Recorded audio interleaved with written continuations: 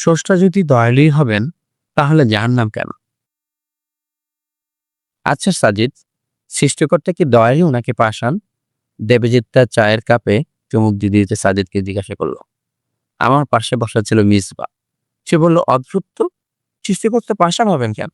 উনি হলেন রহমানুর রহিম, পরম দয়ালু। দেবজিৎ যে মিসবার দিকে তাকালেন, এরপরে বললেন, মিসবা, সৃষ্টিকর্তা যদি পরম দয়ালুই হবেন তাহলে তিনি তার সৃষ্টিকে শাস্তি দেওয়ার জন্য কেন জাহান্নামের মতো জিনিস বানিয়ে রেখেছেন? মিসবার চরকট উত্তর, এটা কোনো প্রশ্ন হলো দাদা? কেউ যদি সৃষ্টিকর্তার কমান ফলো না করে তাহলে তাকে যদি শাস্তি দেওয়া হয় সেটা কোনোভাবেই সৃষ্টিকর্তাকে পাষাণ প্রমাণ করে না। মিসবার এই উত্তর দেবজিৎ তাকে সন্তুষ্ট করেছে বলে মনে হচ্ছে না।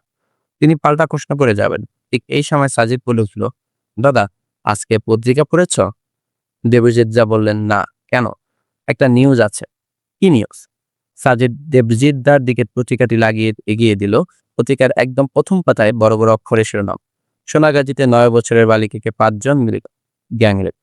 বিস্তারিত অংশে যা লেখা আছে তার সারমর্ম এরকম: নোয়াখালীর সোনাগাজীতে ৯ বছরের এক বালিকাকে স্কুল থেকে ফেরার পথে ৫ জন যুবক মিলে ধর্ষণ করেছে। ধর্ষণের পর তারা মেয়েটিকে আহত অবস্থায় ধান খেতে ফেলে যায়। মেয়েটিকে খুব গুরুতর অবস্থায় উদ্ধার করা হয়েছে। শুধু ধর্ষণই নয়, মেয়েটির শরীরে বিভিন্ন অংশে ব্লেড দিয়ে কাটা আওয়াজ হয়েছে। প্রচুর রক্তক্ষরণ হয়েছে। মেয়েটি এখন পুরোটাই কোমার মধ্যে আছে। ধর্ষণকারীদের গ্রামের লোকজন আটক করে পুলিশের হাতে সোপর্দ করেছে। জানা গেছে, মেয়ের বাবা এলাকার মেম্বারের উপর সালিশ বিষয়ক কোন এক ব্যাপারে ক্ষোভ থেকেই ওনার মেয়ের উপর এই নির্যাতন চালায় ওরা। ঘটনাটা গতকালে। পত্রিকায় ছোট্ট মেয়েটির একটি ছবিও দেওয়া হয়েছে। কি ফুটফুটে চেহারা! দেবজিৎ যা নরম মনের মানুষ, এরকম একটি খবর পড়ার পরে ওনার মনটা মুহূর্তে বিষণ্ণ হয়ে গেছে। দাঁত খিচে অনেকক্ষণ ওই ৫ জন ধর্ষণকারীকে গালাগাল দিলেন। সাজিদ পত্রিকাটি ব্যাগে রাখতে রাখতে বলল, দাদা, ধরো এই ৫ জনকে করে তোলা হলো আর তুমি হলে বিচারক। এই ৫ জন যে আসল অপরাধী তার সমস্ত রকম তথ্য প্রমাণ তোমার কাছে পেশ করা হয়েছে। এখন একজন নাবালিকার উপরে এরকম নির্মমভাবে নির্যাতন করার জন্য তুমি কি তাদেরকে শাস্তি দিবে? দেবজিৎ চার দাঁত মুখ খিচে বললেন, শাস্তি দিব মানে শুয়োরের বাচ্চাগুলিকে ফাঁসিতে ঝুলিয়ে দেব। সাজিদ মুচকি হাসি হাসলো, বলল, সত্যিই তাই। হ্যাঁ, একদম। ফাঁসিতে ঝুলিয়ে এদের মাংস শিয়াল কুকুর দিয়ে খাওয়াতে পারলেই আমার কাজ হয়ে। দেবজিৎদার চোখ মুখ লাল বর্ণ ধারণ করেছে। ওনাকে এরকম অবস্থা আগে কখনো দেখিনি। সাজিদ এক গ্লাস পানি ওনার দিকে বাড়িয়ে দিয়ে পানিটা ঢকঢক করে পান করে উনি শার্টের হাতা দিয়ে মুখ মুছছিলেন। উনি তখনও প্রচন্ড রেগে আছেন বোঝা যাচ্ছে। সাজিদ বলল, আমি যে দেবজিৎ দাদাকে চিনি সে কিন্তু এতটা হিংস্র নয়। আমি তাকে জানতাম দয়ালু, ক্ষমাশীল, মহানুভব হিসেবে। সে যে কাউকে ফাঁসিতে ঝুলিয়ে দেওয়ার কথাও ভাবতে পারে, এটাই বিরাট আশ্চর্য লাগছে। দেবজিৎ দা সাজিদকে দিয়ে তাকালেন। তাকানোর একটা তাচ্ছিলতা আছে। বললেন, কেন সাজিদ? আমি দয়ালু মহানুভব ঠিকই আছে, কিন্তু তার মানে এই নয় যে আমি কোনো অন্যায় রেখে চুপ করে থাকবো। আমার ক্যারেক্টারের ক্রাইটেরিয়াতে যেমন দয়ালু, মহানুভূতি, উদারতা এবং আছে, এসব আছে, ঠিক তেমনি আমি ন্যায় বিচারক। অন্যায়ের কোনো প্রশ্রয় আমার কাছে নেই। বিচারক হিসেবে তুমি চাইলে ওই ৫ জন অপরাধীকে ক্ষমা করে দিতেও পারো সাজিদ। ৫ জন বিচারক হিসেবে তো তুমি চাইলে ওই ৫ জন অপরাধীকে ক্ষমা করে দিতে পারো, সাজিদ বলল। দেবজিৎ বলল, হ্যাঁ পারি, কিন্তু তাহলে ওই নিষ্পাপ মেয়েটার সাথে অন্যায় করা হবে, অবিচার করা হবে। আমি সেটা পারবো না। সাজিদ বলল, তাহলে কি ধরে নেব যে তুমি পাষাণ, কঠিন হৃদয়ে, তোমার মাঝে কোনো ভালোবাসা নেই, মমতা নেই? সাজিদ যা উত্তেজিত হয়ে বলে উঠল, আশ্চর্য, তোর বুদ্ধিশুদ্ধি কি সব লোপ পেয়েছে যে সাজিদ? ৫ জন লোক ঘোরতর অন্যায় করেছে, তাদের অন্যায়ের জন্য আমি তাদের শাস্তি দিব, এটাই তো স্বাভাবিক। একজন বিচারক হিসেবে একজন ন্যায় পক্ষ নেওয়াটাই কি আমার ধর্ম, আমার প্রেম, আমার ভালোবাসা? এটা কি প্রমাণ করে যে আমি পাষাণ?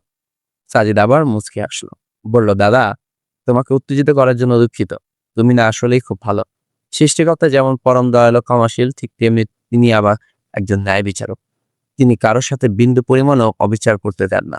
সৃষ্টিকর্তা আমাদের সবাইকে সৃষ্টি করেছেন। তিনি আমাদের জন্য কিছু নির্দিষ্ট রুলস তৈরি করে দিয়েছেন। এখন কিছু লোক এই রুলস ফলো করে যদি তার দেওয়া বিধান মতো জীবনযাপন করে, তাদের তিনি পুরস্কার হিসেবে জান্নাত দেওয়ার আশ্বাস করেছেন।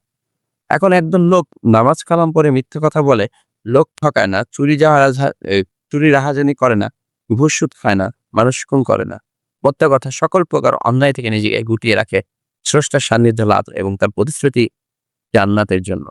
অপরদিকে আরেকদল লোক এসবের থোড়াই কেয়ার করে, যদি ভোগ বিলাসে মেতে উঠে, সকল অন্যায় কাজ করে, স্রষ্টার অবাধ্য হয়, তাহলে স্রষ্টা যদি দয়া পরশ হয়ে তাদেরকে আগের দলের সাথে জান্নাতে পাঠিয়ে দেয়, তাহলে কি এটা অন্যায় হলো? ন্যায় হলো? প্রথম দলকে তো ঠকানো হলোই, সাথে কি পরের দলকে অন্যায় মেনে নেওয়া হলো না? প্রশ্রয় দেওয়া হলো না? তুমি যেভাবে বিচারকের আসনে বসে ক্ষমতা থাকার পরও ওই ৫ জনকে ক্ষমা করে দিতে পারো না, কেবল ন্যায় প্রতিষ্ঠার জন্য, স্রষ্টাও কি সেটা করতে পারে না? দেবজিৎ যা কিছু বললেন না। সাজিদ আবার বলল, এটা হলো স্রষ্টার ক্রাইটেরিয়া। তিনি যেমন পরম দয়ালু, ঠিক সেরকম ন্যায় বিচারকও। আরেকটু পরিষ্কার করি। ধরো একজন বাবার ২ টি সন্তান। ২ টি সন্তানের ১ম জন ২য় জনকে বিনা কারণে ধাক্কা দিয়ে মাটিতে ফেলে দিল। যাকে ধাক্কা দিল সে মাটিতে পড়ে খুব ব্যথা পেল এবং চিৎকার করে কেঁদে দিল। এখন বাবা এসে যদি ১ম জনকেই তার অন্যায়ের জন্য কোনো শাস্তি না দেয়, তাহলে সেটা তার ২য় সন্তান যে নিষ্পাপ, তার প্রতি কি অন্যায় হবে না? দেবজিৎ যা স্রষ্টা এরকম না দাদা। এজন্যই তিনি জান্নাত আর জাহান্নাম দুটো তৈরি করে রেখেছেন। আমাদের কর্মফল নির্ধারণ করে দেবে আমাদের গন্তব্যস্থল। এটা কোনো ২ নম্বরই হবে না। কারো সাথে চুল পরিমাণও অন্যায় হবে না। দেবজিৎ দা বললেন, তা বুঝলাম। কিন্তু তিনি যেহেতু স্রষ্টা, তিনি আমাদের চেয়ে হাজার গুণ দয়ালু হবেন। এটাই স্বাভাবিক। কিন্তু তিনিই আবার আমাদের কর্ম পরিচালনা করেছেন। আবার তিনিই আমাদের ধরে, ধরে জাহান্নামে পাঠাচ্ছেন। ব্যাপারটা কেমন না সাজিদ? সাজিদ বলল, দাদা, স্রষ্টার একটা স্বাধীন ইচ্ছাশক্তি দিয়ে পৃথিবীকে পাঠিয়েছেন। সাথে পাঠিয়েছেন একটা গাইড। এখন এই স্বাধীন ইচ্ছাশক্তি প্রয়োগ করে আমরা সিদ্ধান্ত নিই যে আমরা কি তার দেখানো পথে চলবো কি চলবো না। যদি চলি আমরা জান্নাতে যাব, যদি না চলি আমরা জাহান্নামে যাব। মোদ্দা কথা, আমরা কোথায় যাব তা আমরাই নির্ধারণ করি আমাদের কর্মের মাধ্যমে। তবে দাদা, ব্যাপার হলো আমাদের কর্মের ব্যাপারে উনি ওয়াকিবহাল। কারণ উনি সর্বজ্ঞাত। তিনি আলিমুল গায়েব। তাই তিনি আগ থেকেই জানেন বলেই তা আমাদের ভাগ্যলিপি হিসেবে লিখে রেখেছেন। দেবজিৎ দা হাসলেন। বললেন, ও আচ্ছা, তার মানে তুই বলতে চাচ্ছিস যে কিছু লোক স্বাধীন ইচ্ছাশক্তি প্রয়োগ করে জাহান্নাম বেছে নিচ্ছে? হ্যাঁ। উদ্ভট না কথাটা? একদম না। লজিক্যালি বল। আচ্ছা, ধরো তুমি গভীর সাগরে পানিতে জাহাজ থেকে পানিতে পড়ে গেলে। পানিতে তুমি হাঁসফাঁস করছো। একটু পরেই আতলে অফলে তলিয়ে যাবে। এখন ধরো তোমাকে উদ্ধার করার জন্য আমি একটি লাইফ জ্যাকেট তোমার দিকে বাড়িয়ে দিলাম। তো সেই মুহূর্তে তোমার কাছে ২ টি অপশন। হয় লাইফ জ্যাকেটটি নিয়ে নিজের প্রাণ বাঁচাবে, নয়তো আমাকে ডিনাই করবে আর অতল সাগরে তলিয়ে যাবে, মৃত্যুবরণ করবে। খেয়াল করো, আমি কিন্তু বাঁচার উপকরণ অর্থাৎ লাইফ জ্যাকেট তোমার দিকে বাড়িয়ে দিয়েছি। এখন তুমি তোমার স্বাধীন ইচ্ছাশক্তি প্রয়োগ করে জ্যাকেটটি গ্রহণ করে প্রাণে বাঁচবে নাকি ওনার ডিনাই করবে, মৃত্যুকে বরণ করে নেবে, সেটা সম্পূর্ণ তোমার ব্যাপার। স্রষ্টা জাহান্নাম থেকে বাঁচার উপকরণ তোমাদের জন্য পাঠিয়েছেন, সাথে তোমাদের ফ্রি উইলও দিয়ে দিয়েছেন। এখন আমরা তা আঁকড়ে ধরে রাখবো, বাঁচবো নাকি উপেক্ষা করে মরবো, তা আমাদের উপর নির্ভর করে। দেবজিৎ যা কিছুই বললেন না। স্রষ্টা দয়ালু হয়েও কেন জাহান্নাম তৈরি করেছেন তার উত্তর তিনি মনে হয় পেয়ে গেছেন। চায়ের বিল পরিশোধ করে এসে দেবজিৎ বললেন, স্রষ্টা যেহেতু আমাদের চেয়ে অনেক বেশি দয়ালু, তিনি কিন্তু চাইলেই ক্ষমা করতে পারেন বা ক্ষমা করে দিতে পারেন। সাজিদ বলল, স্রষ্টা শুধু তোমার চেয়ে অনেক বেশি দয়ালুই নন, তোমার চেয়ে অনেক বেশি ন্যায় বিচারক হবে। সুতরাং সাজিদকে আর কিছুই বলতে দিলেন না দেবজিৎ দা মনমরা পরে বললেন, বুঝেছি। সাজিদ হাসল।